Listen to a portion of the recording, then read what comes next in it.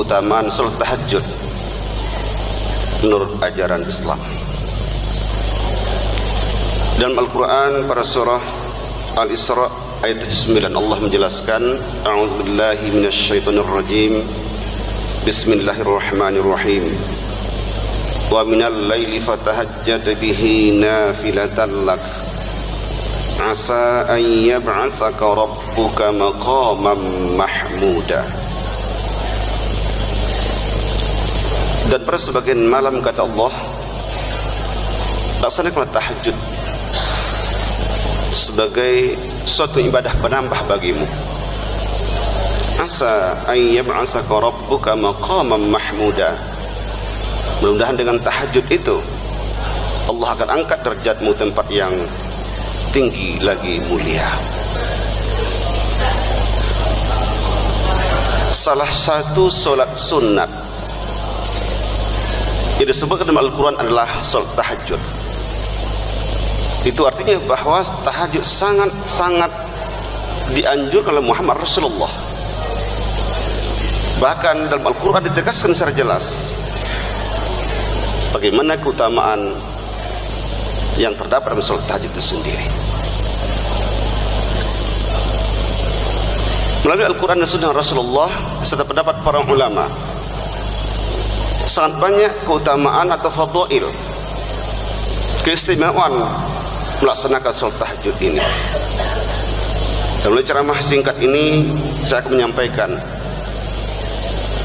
ada 7 macam keutamaan melalui melaksanakan salat tahajud. Yang pertama adalah dengan salat tahajud yang baik dan benar, insyaallah Allah akan angkat derajat dan martabat ke tempat yang mulia dan terpuji. Seseorang yang ikhlas beribadah kepada Allah, apalagi dilaksanakan sepertiga malam terakhir, sesuatu yang sangat-sangat bagus ibadah kita kepada Allah.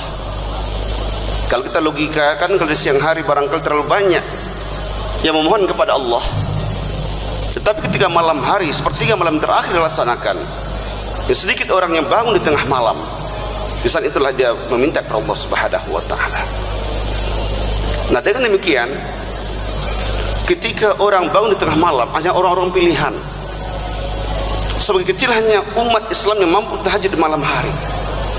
Nah, oleh karena itulah ketika orang dengan sadar ikhlas dan terus melaksanakan ibadah dengan baik, terutama tahajud di malam hari ini, insyaallah Allah akan angkat derajatnya ke tempat yang mulia dan terpuji. Yang kedua adalah tahajud merupakan salat sunat yang paling diutamakan. Sekian banyak salat yang dianjurkan oleh Muhammad Rasulullah.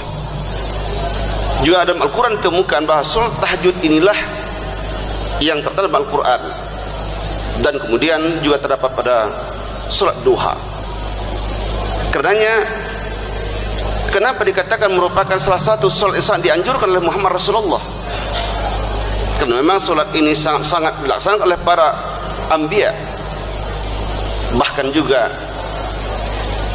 istilah tahajud sendiri dijelaskan dalam Al-Quranul Karim. Oleh karena itulah dikatakan tahajud salah satu salat sunat yang paling diutamakan oleh ajaran agama Islam kita yang tercinta ini.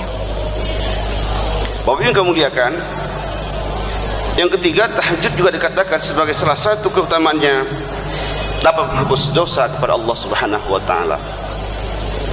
Ketika kita rajin beribadah kepada Allah, bangun di tengah malam, istighfar kepada Allah, minta ampun kepada Allah dengan setulus hati kita, maka insyaallah ini sangat memberikan peluang kepada kita. Dengan kekhusyukan dalam beribadah dan berdoa itu, Allah akan ampuni salah dan dosa kita. Hanya orang yang sombong sajalah yang tidak mau minta ampun kepada Allah Subhanahu wa taala. Tetapi bagi orang yang merasa hidupnya penuh kesalahan dan dosa selama ini, di saat tahajud itulah, di saat doa-doa yang dilaksanakan setelah sholat tahajud itu jugalah yang paling banyak dilakukan untuk minta ampun kepada Allah. Kemudian Allah akan ampuni salah dan dosa kita karena ikhlas dalam beribadah dan juga mengharap ridha Allah Subhanahu wa taala. Yang keempat, keutamaan tahajud adalah doa orang yang beribadah. Doa orang tahajud itu Allah akan ijabah. Pada ayat lain Allah katakan, itu pada surah Al-Baqarah ayat 186, wa idza sa'alaka ibadi anni fa inni qarib ujibu da'watad da'i idza da'an falyastajibu li wal yu'minu bi la'allahum yarshudun. Kata Allah, apabila manusia bertanya kepadamu tentang aku, kata Allah, fa inni qarib, katakan ya Rasulullah kepada mereka, aku dekat dengan manusia. Dan kata Allah, aku akan mengabulkan doa-doa atau permohonan para hambaku apabila mereka bermohon dan minta kepadaku, dengan dua syarat kata Allah, yaitu fal yastajibuli wal yu'minu bi. Jika hambaku kata Allah benar beribadah kepadaku dan memohon kepadaku, maka aku akan ampunkan dan bahkan aku akan kabulkan doa dan permohonan mereka. Melaksanakan amal ibadah dan benar-benar beriman kepada Allah dengan tulus dan ikhlas, salah satu isyarat kata Rasulullah, doa akan diijabah Allah Subhanahu wa taala. Nah, oleh karenanya salah satu keutamaan dalam salat tahajud ini adalah insyaallah doa kita akan diijabah oleh Allah Subhanahu wa taala. Yang kelima, tahajud dalam segi ilmu kedokteran sangat dapat diterima karena ia merupakan dapat melancarkan aliran darah manusia, terutama ketika sujud berlama-lama. Salah satu isyarat Rasulullah ketika sholat dilamakan sujudnya, karena darah mengalir ke otak dan akhirnya tidak dapat menurunkan kesehatan bagi orang melaksanakan sholat itu sendiri, termasuk lama melaksanakan sujud itu. Oleh karenanya kata Rasulullah, dengan tahajud ini insyaallah semakin sehat manusia atau melancarkan aliran darah bagi pelaku salat tahajud itu sendiri. Yang keenam adalah melalui tahajud yang dilaksanakan dengan ikhlas dan tulus kepada Allah Subhanahu wa taala akan mampu menghilangkan kecemasan atau depresi. Salah seorang pakar di Indonesia berkata dengan psikologi dan kanseling termasuk ilmu kesehatan mental adalah Profesor Dr. Dadang Hawari. Beliau katakan bahwa orang-orang yang melaksanakan ibadah dengan baik termasuk tahajud di dalamnya, maka ia akan terhindar dari penyakit mental disorder atau dari penyakit mental yang rusak.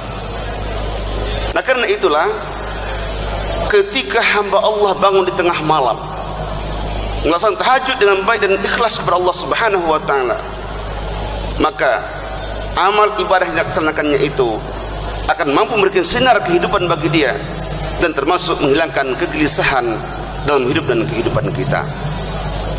Ketika ada satu persoalan, bukan mengadu sama orang lain, bahkan bukan kita lari ke dukun minta pendapat kepada mereka, tapi laporlah, mengadulah kepada Allah Subhanahu wa taala di tengah malam tadi.